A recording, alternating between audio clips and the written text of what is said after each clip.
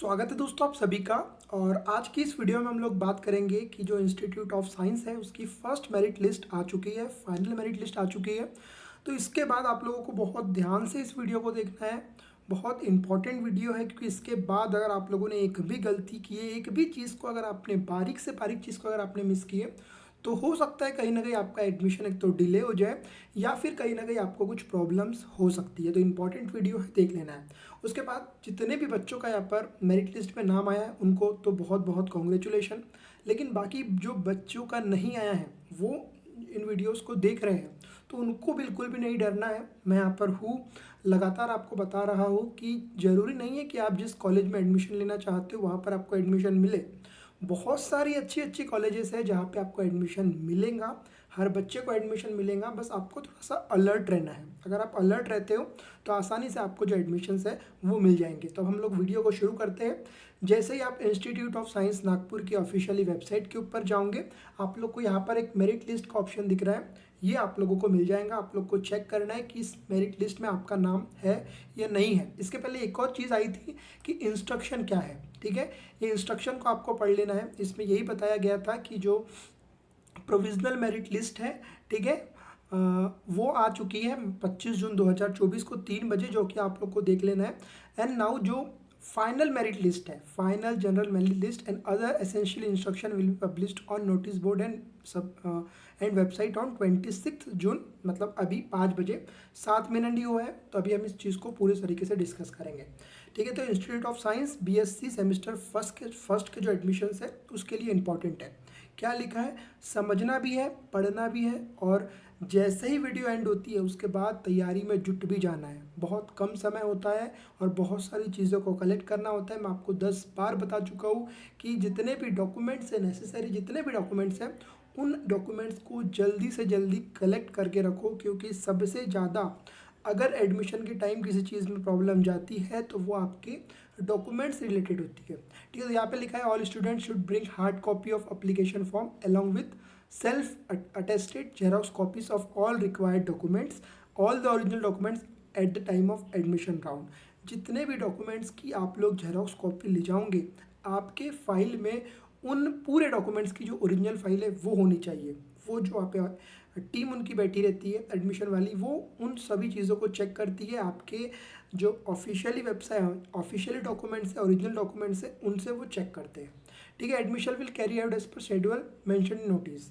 कब आपका एडमिशन होगा, कब आपको पहुंचना है, कोई भी समय में नहीं पहुंचना है। कोई भी समय पहुंच जाते हो बोलते हो नहीं है, ऐसा नहीं। एक ऑफिस टाइम में आपको बुलाया जाता है, उस ही ऑफिस टाइम में जाना है, थोड़ा भी इधर उधर आपको नहीं करना है, ठीक है। मार्कशीट 10th क्लास की, 12th क्लास की, ओरिजिनल स्कूल लिविंग सर्टिफिकेट, जो आपकी टीसी है, जो आपको 12th के कॉलेज से मिलेगी, उसको लेके आना है।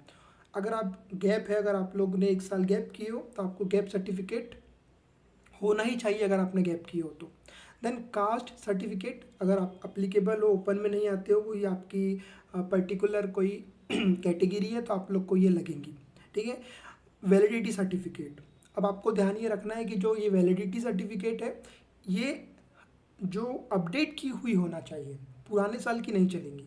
एंड देन जो रिसेंट नॉन क्रिमिनल सर्टिफिकेट, जो अगर अप्लीकेबल है, और रिसेंट की जो आपकी नॉन क्रिमिनल ईयर है वो होना चाहिए। देन अगर आप लोग EWS के स्टूडेंट हो तो EWS सर्टिफिकेट होनी चाहिए, अपडेटेड होनी चाहिए 2000 मतलब मार्च के बाद वाली। एंड देन अगर आप SEPC सर्टिफिकेट वाले हो तो वो सर्टिफिकेट आपके पास होनी चाहिए। Admission fees should be paid online, जो भी यहाँ पर फीस है मैं डिस्कस करूँगा कुछ आगे वाली वीडियोज़ में कि फीसेस क्या होंगी, वो आप लोग को ऑनलाइन पेड करना है। Link will be provided eight the time of admission. जैसे ही आप लोग का एडमिशन होता है तो आपको लिंक दे दी जाती है कि यहाँ पर आप जाइए और अपना जो फीस है उसको पेड करिए। फीस के टाइम समय आप लोग को कुछ चीज़ों को ध्यान में रखना है, जैसे कि जब आप लोग फीस पेड कर रहे हो तो कभी कभी क्या होता है, मतलब कुछ टेक्निकल एरर्स के कारण फीस आप लोग की लटक जाती है। आपको लगता है हो गई, लेकिन फीस कहीं ना कहीं अटक जाती है। जब तक सक्सेसफुल का मैसेज नहीं आया है तब तक आप वेट करिए, और जो भी आपको वहाँ पर सक्सेसफुल होने के बाद जो भी शो कर रहा है उसका स्क्रीनशॉट लेके सेव रख लीजिए, ठीक है। क्योंकि कभी कभी क्या होता है कि कॉलेज को पेमेंट रिसीव नहीं होती है, कॉलेज क्लेम करती है कि आपकी फ़ीस नहीं आई, तो उस समय में आप लोग को जो चीज़ें है वो यहाँ पर होना चाहिए। Then those who are unable to submit receipt within, मतलब अगर टाइम में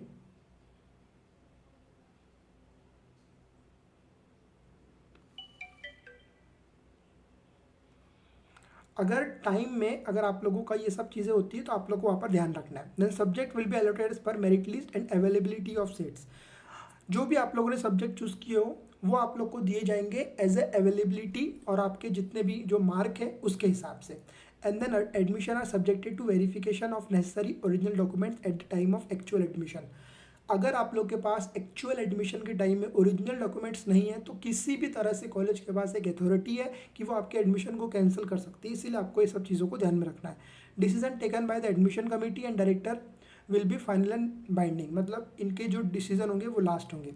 एंड देन आप लोग को ध्यान में रखना है कि 1 से लेके 350 अगर आप लोगों इसमें हो, मतलब एक नंबर से लेके, यहाँ पे नंबरिंग शुरू हुई है, एक नंबर से लेके आप लोग को 350 तक। देखो ध्यान से समझो। फ्राइडे 28 तारीख मतलब परसों के दिन आपको पहुंच जाना है रूम नंबर 45 में। अब ठीक है, उसके बाद आप लोग को 29 तारीख को हो गया 1 से लेके 350 बच्चों की। देन बात आई अब जो सेकंड है, मतलब 351 से लेके 660 तक, वो आप लोग को रूम नंबर 45 में भी जाना है, लेकिन डेट अलग है, आप लोग को ध्यान में रखना है। 10:30 बजे, उसके पहले नहीं जाना है। All admission are subjected to verification of necessary original documents at the time of, जो मैंने आपको बताया कि आपके पास जो जितने डॉक्यूमेंट्स वो बोल रहे हैं उनके ओरिजिनल डॉक्यूमेंट्स के साथ साथ आपकी जेरोक्स होनी चाहिए और ओरिजिनल डॉक्यूमेंट्स से वो सब चेक किया जाएगा। तो ये रही मेरिट लिस्ट। जिन जिन लोगों का यहाँ पे सेलेक्ट हुआ है उनके लिए बहुत ही ज़्यादा कॉन्ग्रेचुलेट। अगर हम बात करें कि पिछले कुछ सालों में, तो अभी आप देखोगे कि जो फर्स्ट स्टूडेंट है सानिया आलम, ये EWS वाली है, 500 में से 451 SSC। एंड देन आप देखोगे टोटल मार्क HSC में इनको 592 मिले हैं। वाओ, व्हाट अ गुड, ठीक है ना। एंड देन तो आप देख सकते हो कि 592 मतलब केवल 8 मार्क, तो इतना हाईएस्ट जो यहाँ पर वो है। लेकिन आप लोग को ये चीज़ ध्यान में रखना है कि हर बच्चे इंस्टीट्यूट ऑफ साइंस में एडमिशन नहीं लेते हैं। यहाँ पर अभी एग्जांपल के तौर पे 350 बच्चे हैं, 350 बच्चों में से अगर हो सकता है कि 200 लोगों ने एडमिशन किए, हो सकता है ना, तो 150 लोगों के लिए अगली मेरिट लिस्ट आएंगी। वेट करना है, धीरज रखना है, चैनल को सब्सक्राइब करना है आने वाली कुछ अपडेट्स के लिए। तो इस वीडियो में इतना ही। आप लोग कमेंट में बताइए और कौन सी कॉलेजेस के बारे में डिस्कस करना है। तो इस वीडियो में इतना ही। नेक्स्ट वीडियो में हम लोग फिर मिलेंगे, जब तक के लिए जय हिंद, जय भारत।